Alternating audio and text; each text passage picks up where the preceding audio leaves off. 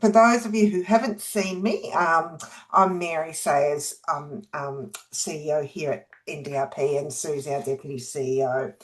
Now's the time when we can start bringing it together and looking at some of those cross-cutting reflections.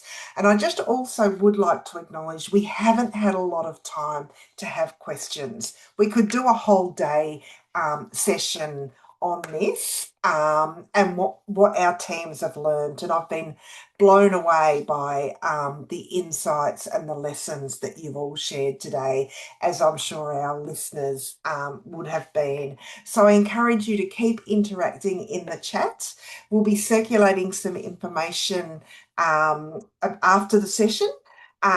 But we'll also be looking to hear from you about what more connections we can facilitate between our funded teams and other people who are interested in the research that they're doing.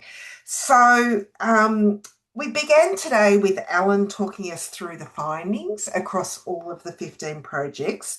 We've now had the opportunity, would you believe, to hear from 12 of the teams. And don't worry if you couldn't hear all the 12 because you couldn't be in two places at once. We will be sending the recordings out afterwards so that you can have an opportunity to hear from the teams that you didn't hear in your breakouts. And what we're going to do is we're not going to repeat the 12 project summaries. I'll get you, Sue, or Jess to pop the link again into the chat where the project summaries are published on our website. But instead, we want to ask what investing in co-design made possible and what conditions helped and what the wider research systems made difficult and what we should carry into future disability funding. So I'd encourage you all, if you're able to pop your reflections in the chat. What did you learn from hearing these? But I might start with you, Sue, and two or three key themes that you want to carry forward from room one.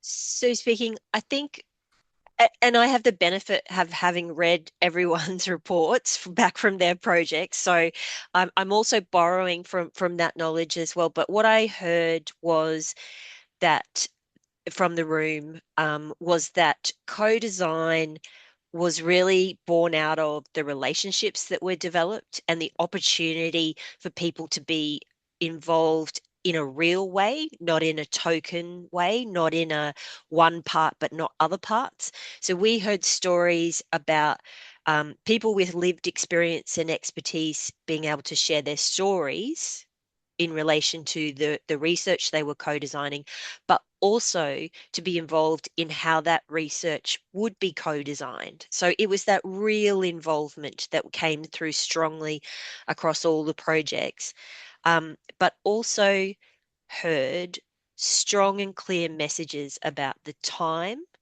and the investment and the care with which that was taken. So there was a lot across the different topics around protocols, safety and well-being, and making sure that people on the project were cared for and supported in a way that made it real but safe. So it wasn't just talking about what they had experienced in their lives, but they were doing that in a way that was meaningful. So I'll throw back to you, Mary. Thank you. Mary speaking, and thank you. And some of the things that I heard was around holistic approaches, around deeply understanding people's experience and not rushing through that. And that actually changing the shape of research and going slow. And we heard in my room from two First Nations projects, as well as one for culturally safe support for refugee communities, and how the value of that time, space to deeply listen and understand lived experience before you actually even start co-designing anything. And so that accessibility by design was really highlighted. Having researchers themselves from universities with lived experience leading the research was also really important. Um, and also research that thinks about what can happen in everyday life from this research. Things like public transport, for example. I'd now like to open it up if anyone else, and we're seeing some great comments in the chat. I'd like to open it up if people wanted to put their hands up, and maybe you could stop spotlighting us, Sue. I don't know how to do that, so that we can see everyone. If anyone else would like to put their hands up and any reflections you might have had if you're unable to, no pressure, but anyone from any of the teams who heard from other teams, um, anyone welcome to put their hands up if they'd like to make a comment on what you heard. Sue speaking. I don't want to put Ainsley on the spot, but as one of our very active chatters today, whether you wanted to say any more? I guess, yeah, like I just wanted to say I've really enjoyed hearing successful projects because the one I mentioned, I may have mentioned in the comment that I had been involved in a co-design project. I was one of the co-facilitators in the project, and it went through 3 iterations of project management. So the first 2 project managers had lived experience of disability and they understood co-design very well. So it was going along well. Third project manager had no lived experience of disability and didn't understand co-design whatsoever. And so it just started to go sideways, and I ended up having to step away from the project because being lived experience disability myself, I was just like, no, this is going to cause harm. And yeah, so it's been really good to see these kind of things actually reinforce my idea of what a project should look like. Mary speaking. Thank you for sharing, Ainsley. Is there anyone else who'd like to share? Auntie Ros, I know that you came into our session late. Is there anything you'd like to share in terms of your um, reflections on what investing in co-design really means? Audio unmuted alert. Zoom. Hello, can you hear me? We can. This is a really refreshing approach because, like, I'm hoping that there's a lot of collaboration will come out of this, and not only with the teams that are already, but you know, collaboration between teams. It'd be wonderful. It's kind of really refreshing because academics aren't just in their little libraries looking at stuff and leaving them on the shelf. We all know that we want this research to be community based. We want to help people. So, and so whatever that takes, and to get to the senior people that are making decisions. We all need, new policy makers that can implement policies that are going to work properly for community. Thanks very much for sharing, Ros. I can also see you, Mitch. You wanted to make a comment. Yeah, I do. Because I love this project. It sounds interesting. That's what I love. It's just so interesting how I love. There's lots of ways of working on projects. What I love. Yeah, I want to keep working on it. Fantastic. Thank you very much, Mitch. Was there anyone else who had any reflections that they'd like to share before we move to the next session? I can see lots in the chat. Kim said careful and slow research is the best.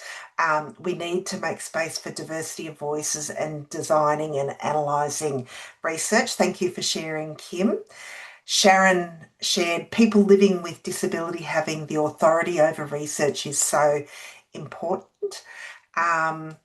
Aurora said, I liked the example of the research implementing language changes early based on lived and living experience input and how this demonstrated trust with steering committee members.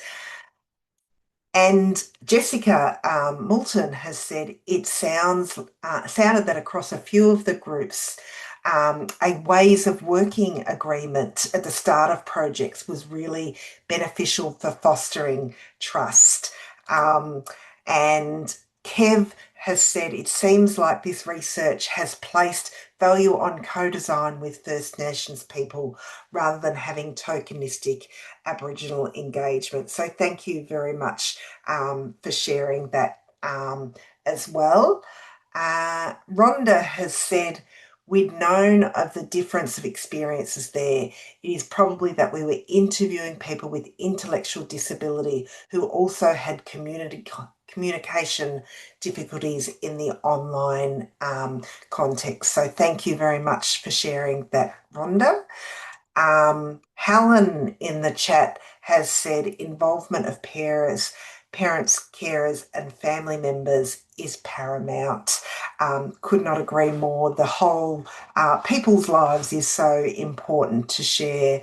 Thank you, everyone, for sharing. And please do continue to share your reflections, and I will make space because the chat is not accessible for everyone, so people can share verbally as well. We're now going to move on to a panel discussion, and let me just get my right page up. And Sue or Jess, if you could spotlight our panelists, that would be fantastic.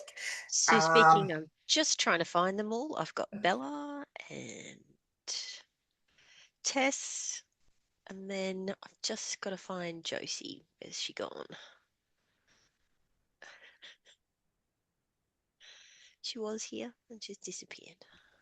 I'm waving.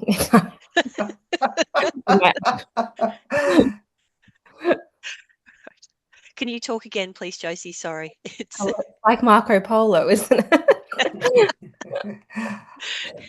it takes its toll. Probably Sorry. better if I react, right? That's probably more easier, so I can realize. Thumbs up. Josie, I'm sorry, and if you Gotcha. could great, and if you could spotlight me too, Sue. Everyone loves technology, don't they?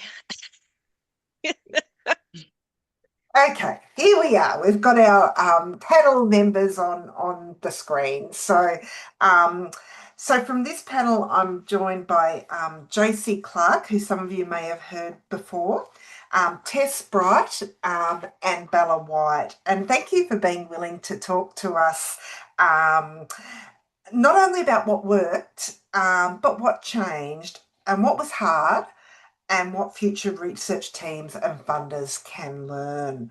So I'll ask each of you to introduce yourself very briefly, your name, your role, and the project you're part of. We'll go first with you, Josie, then Tess, and then Bella. Amazing. Hi, everyone. I was the really fast talker when I did my presentation. I'm going to try and slow down this time around. I realized that afterwards. I'm like, oh my goodness. Anyways, I'm Josie, and we were a part of the Cultivating Safety in Agriculture for People with Disability project. So my role specifically is I'm the founder of a community organisation called Ability Agriculture. And we are, a not-for-profit that involves people with disability, family members, agribusinesses, and it's just about providing community, obviously, in agriculture, whether or not you may be working on the family farm, you may be employed, or you may be a parent with a child with a disability as well. And for this project, we partnered with Central Queensland University. So obviously, as a small rural charity, we do not have any ethics infrastructure, research infrastructure built around us. So obviously, for a social research project, it was really important to be able to partner with the university. We partnered with CQU just from the organisation within the institute, within CQU is called the Future Farming Institute, and they've done a lot of great work around employment and diversity in agricultural employment and workplaces and things like that previously. sorry, again, I talked a lot, so Mary, please cut me off. I think that's enough of an introduction, yeah? Sorry. Yeah, that's a great introduction. Thank you. And over to you, Tess, next. Yeah, thank you. Tess speaking. My name's Tess Bright, and I'm a senior research fellow at the University of Melbourne. I was the lead for the project Safe Homes, which is all about alternative living arrangements for people with complex support needs, called A Service for One. And this was a partnership with Inclusion Australia, the peak body for people with intellectual disability in Australia. And I'll hand over to Bella. Hi, I'm Bella. I'm a research assistant. I work alongside Tess as on the Safe Homes project, so it was nice to work with Tess. And then we partnered with Inclusion Australia as so we could put it all together and create a project. Anyway, that's my introduction. Thank you very much, Bella. So we're going to go through a series of questions, and I'm going to ask each of you some questions. And the first question is, what changed because co-design happened early? So I'll go to you first, Josie. Your project began with a focus on keeping with people with disabilities safe on farms. How did listening to people with disability change the project from a focus on individual workers to a broader safety ecosystem? Thanks, Mary. Yeah, previously, as I mentioned in our in my presentation, so as a community group, we've had a lot of that experience of outreach and support and being on the ground in agriculture and going to field days. In my email inbox, there will be the parent or an agricultural teacher trying to help find open employment for either their student or their child. And it's a very big struggle around having that conversation with employers in agriculture and that understanding. And I think, that part in itself, the lived experience that our community organisation brought to the project initially is those invaluable insights that we had. And I think if we didn't have those insights, it would have been very easy for our project to be very narrow and say, okay, we're going to do a black and white question here of, is agriculture even safe for people with disability to participate? And we know that that's not a true reflection of what understanding this ecosystem is. And it's we know that people with disability actively work and participate in agriculture. Broadening, obviously, the aspect of working on a farm versus working in agriculture, it also, for us, just slightly changing that lens is that we acknowledge that agriculture itself as an industry is quite a broad industry, that you can be working in an office through to a field in the middle of Australia somewhere as well. There's quite a breadth of skills across the industry and roles that people with disability work in as well. And so I think that from the community perspective is that the key challenges for people with lived experience, you can look at safety, especially in agriculture, from physical safety through to psychological safety. Safety in itself, obviously, there's a lot of different aspects to that. And just from the conversations and interviews from our phase 1 is that for a lot of individuals, a massive aspect around psychosocial safety is huge. And a lot of those misconceptions in agriculture is something that people with disability face every day in a workplace. And for us, it's how do you, especially in agriculture, how do we bring the whole industry along on this journey and build disability confidence together? And instead of focusing on an individualized perspective, it is, well, what is the system that a person with a disability has to navigate? Where are the barriers and challenges to that, but also where are the opportunities and what's working really well? So how do you capture that of, here's a key case study of an agribusiness that has an inclusion plan, but has a really great case study in itself of how they've navigated that through to you know, the other end of the spectrum where there is no support and resources and infrastructure. We know a lot of people in our community, for a lot of people, don't think that they're eligible for support, or that's not me, or someone else needs it. That's a very big thing in regional Australia, I think, but especially in agriculture, is that, oh, it's okay, like I'll tough it out. So yeah, it's like the diagram I said, look like dog's breakfast, if that makes sense, but it's such a complex ecosystem, and it's not putting the onus of moving safety of people with disability in agriculture, that experience, just on an individual with a disability. It is from an agribusiness to the farm safety consultant to a service provider or allied health professional, or if it's the GP that is having the first contact with that person, that it is an ecosystem that it's understanding where that is. If that makes sense, I'll stop. It certainly does. Thank you. It certainly does. I might go over to you, Tess and Bella, and I'm happy for whoever or both of you to answer this. In Safe Homes, how did the involvement of people with intellectual disability and Inclusion Australia shape the proposed research about individual support arrangements? And perhaps if you could give us an example or one example of something that changed. Tess speaking. I can have a go, and Bella might like to add something in. So in our project, if anyone missed our presentation, what we did was early on met with Inclusion Australia, and we didn't really come to that meeting with any ideas about what we wanted to research, but we wanted to find out from Inclusion what was the priority from their perspective. And we had an idea about housing as an area of interest, because that's what the research team could bring, but we didn't really come in with any particular aspect of housing. And this is where Darian came in with Cervical 1 is an area where there's not much research. We hear from families about how the model's really working for them, but there's no formal research out there. So we'd really like to explore that area. And that's where we worked together to develop the proposal for the co-design project. So even before we worked together, that they really shaped the direction of this research right from the beginning. I think that's sort of all, but Bella might like to add something on. Yeah, and Bella, it'd be great if you could reflect on how having people with intellectual disability involved in the project made a difference.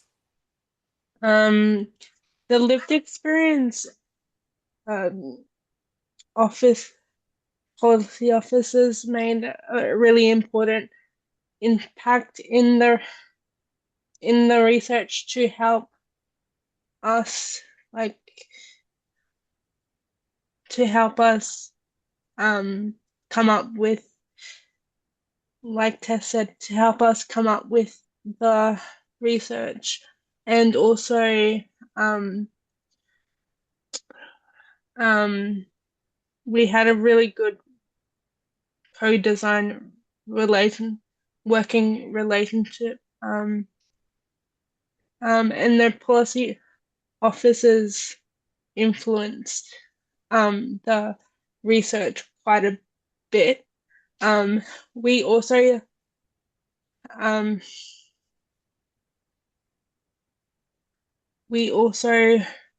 worked together to make the words a little bit safer for the people with for the families that we worked with. Sorry, I'm going all over the place. Yeah, so we made it a little bit safer in terms of is this the right wording for people with intellectual is this the right wording to for the families to be have their input and the people that the research was about. So yes, having lived experience on the project was really influential into the project And that's all that I have to say. Thank you very Thank you, much. guys. Thank you very much, Bella. So the next question, and I'm happy to whoever wants to go first with this.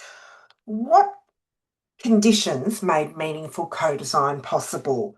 What helped build trust, support disability leadership, and enable people to participate and actually influence decisions and not just be consulted? So, Tess, Josie, or Bella, would one of you like to answer that first? I'm happy to go first to give you guys a break and let me do a big word fart and then we'll get out the road. So from a farming or agriculture perspective, just some flexibility that we created around consultation. So the aspects of for phase one, we budgeted for and allowed for if someone may be more comfortable doing an individualized interview versus a group setting. And so we had 4 target groups for our ecosystem. And that for that reason was just to create that safe environment. For some people, it's maybe the first time that they've openly talked about their experiences and or opinions or all those things. And so talking in a group setting may not be somewhere that's comfortable. So we definitely understood and recognized that in the planning, which was really important. Another aspect, which I previously talked about in my presentation, is creating a environment where people are happy to come to the table about a topic that has been quite hard to navigate in agriculture. And I'd say that was especially true for our farm consultants and agribusiness employers. And I acknowledge that there's potential that we've created bias in a way. A lot of that community groundwork, Ability Agriculture, we started in 2023.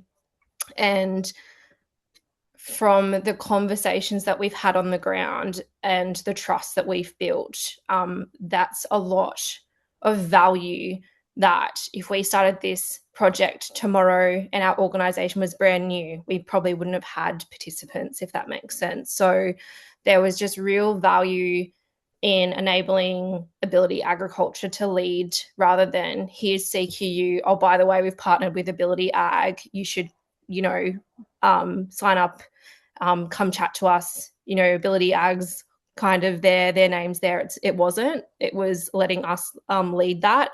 And I think that really valued the relationships that we've been able to build to have those sometimes uncomfortable conversations.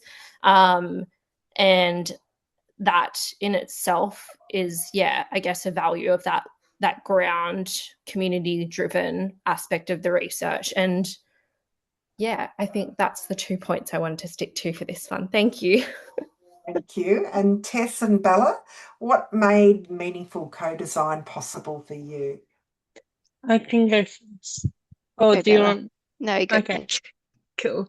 From the outset, I think that the team took on board, like, from the outset, people with lived experience disability was the leaders of the project, and people like the researchers took on board what Inclusion Australia and I had to say, and we put that in the research to, like,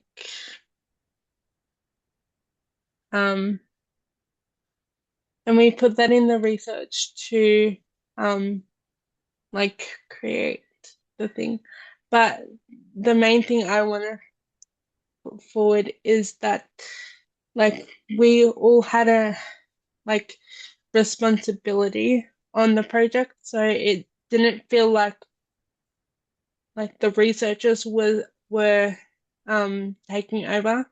So in that aspect, it was, like, great to work alongside people and lived experience, and then to work alongside like everyone worked at, as a team to create the research project, which I found really great. And Tess, did you want to go over? Yeah, I can add a couple of things from our project.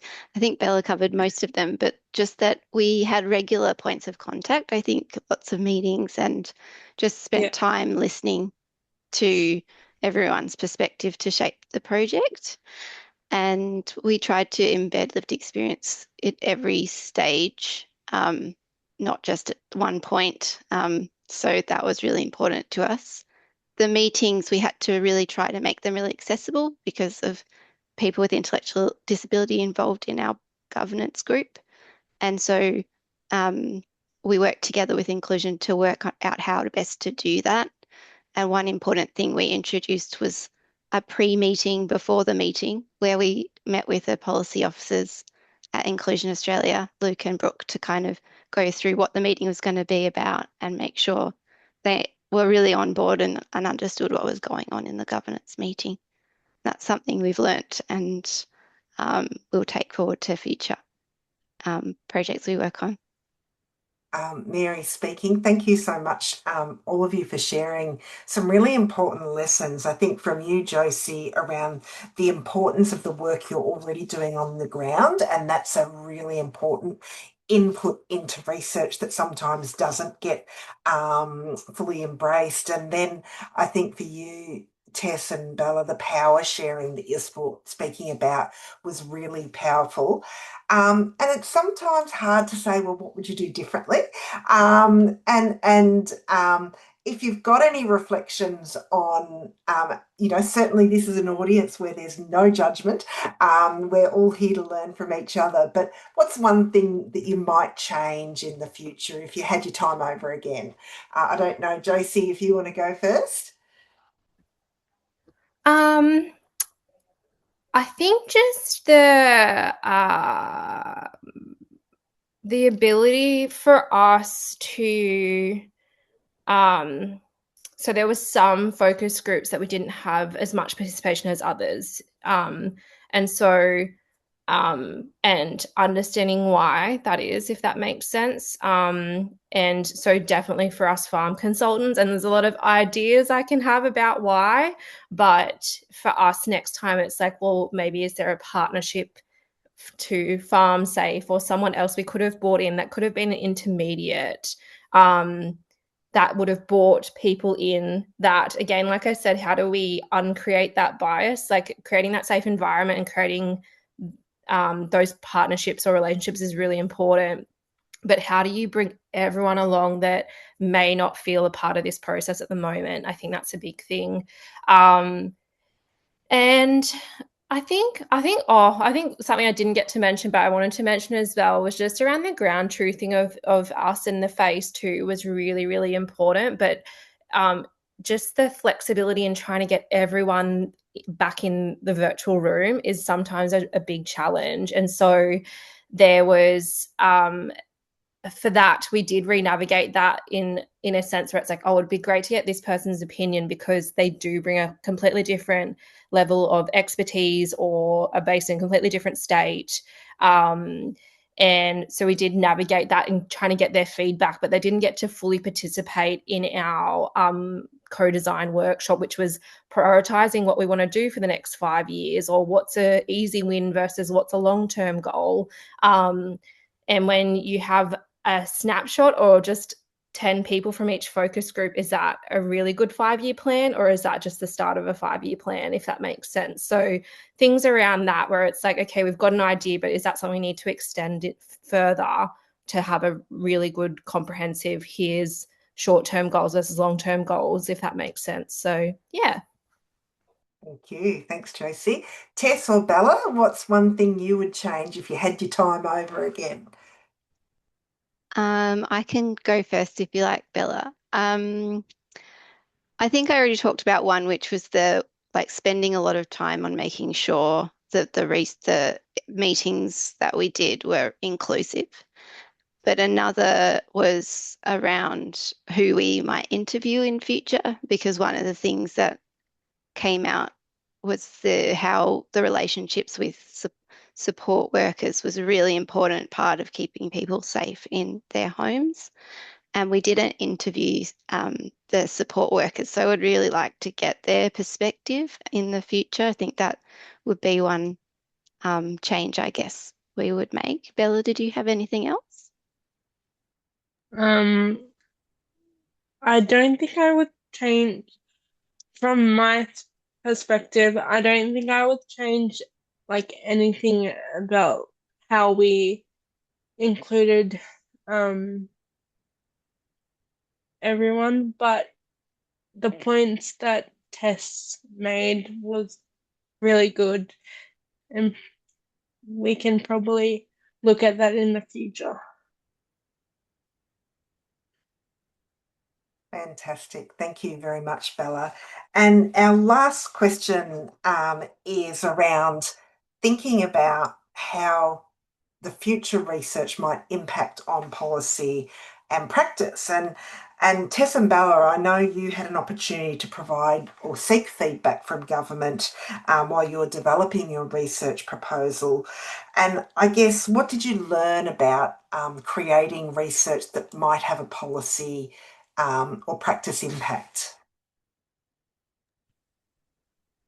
I can start. I think you're talking about how we spoke with Treasury during the Yes. research, Yes. and that was really interesting, I guess, and great to have that opportunity. And it was facilitated through Mary, I think, that made the introduction to the Federal Treasury, who were really interested in individualised living arrangements and the costs of them in comparison to other arrangements like shared congregate arrangements. And it was there's a lot going on in the NDIS, as you all know, and so this was a really important conversation to get from them, I guess, what would be what would help them make decisions in government, and what sort of research would be helpful. And so that really helped shape our future direction as well. So bringing in some more economic analysis, because I think they really want to know how much does it cost compared with everything else. And I just realised I skipped question 4 as well. So if you wanted to also reflect on any barriers that you experienced, including the policy and practice potential impact of the research. But Josie, I might go to you in terms of what did you learn about bringing all the system players together, and how that might make the research more impactful? Yeah, definitely. I think for agriculture in itself, it's the first opportunity we've had to have everyone in the same virtual room. And when you think about it, it is quite rare, right? Because just for an example, is that so for instance, my dad and his workplace accident, you no longer deal with the agriculture industry anymore. You're thrown into the insurance industry and a whole different set of people and skill sets and systems, right? And so it was really interesting to have feedback from someone who's from an allied health disability support perspective, giving practical guidance on why something isn't happening or doesn't work, back to someone who was an individual with a disability or an agribusiness employer or the farm safety consultant. So it was really interesting to have those conversations and feedback, but also like workshopping, to have that ability to have the different practical lenses of what would be a practical solution for each different branch moving forward. I think that's what was really valuable around that. And yeah, I think that's it. Fantastic. Is there one final reflection that you'd like to give each of you on what you've learned? It can be anything. It could be, a barrier, it could be an opportunity. Any one last reflection before we open it up for questions. I don't know, Bella, if you have any last reflections. I would have one reflection, and that would be to make people aware that there's other, if people are going through difficulties with shared accommodation, there's other options out there for people with high or high support needs or intellectual disabilities. And also there's ways to make it possible without costing too much. I think that's one thing that I would want people to be aware of. But other than that, there's nothing else that I would be concerned about, I guess. The project in its, sorry, I'm taking over, but the project in itself was very eye-opening to learn about like different disabilities and high support needs, people with intellectual disabilities. So yes, and I will pass over to anyone that wants to give their say. I think I just want to say that working with Bella through the project's been, we haven't mentioned yet, but Bella has learned a lot of research skills in this last year, and it's been great working with her. And I've learned a lot from Bella too. Just we did all the interviews together, we did the analysis together, and getting her input every step of the way has been really valuable for the project. Fantastic. Thank you, Tess, and thanks, Bella. Josie, from you, one final reflection. Oh gosh, I don't know. Look, just the opportunity to be able to do this. I think for me, it's my first social research project, so it's been interesting because even for our organisation, Ability Ag, we've done a lot of groundwork without funding, and to be able to actually structure and put together a social research that's going to have greater outcomes for one, our community, but two, for our industry going forward, like that's been a really big value. And I think finding out from our partners with CQ that is not very often this part of research is actually funded, and to be able to have those conversations and workshop and have the first ecosystem map for agriculture on the experience a person with a disability has to navigate in agriculture, that in itself is an incredible amount of value that will just help focus our industry. Because agriculture has been very good at using inspiration porn and the conversation of people with a disability for safety, for farm safety, and don't have a farm accident. And we know, like for me, it's that it should be okay and normal that a person with a disability, whether it's, my dad or it is the parent in my email trying to help find a role for their child, that it should be something that shouldn't be so hard to navigate in this day and age, nearly. So I don't know, just incredibly thankful, but there's so much actual value that we've been able to produce from just having these ecosystem and mapping this and having a baseline, because we can go forward from here with that.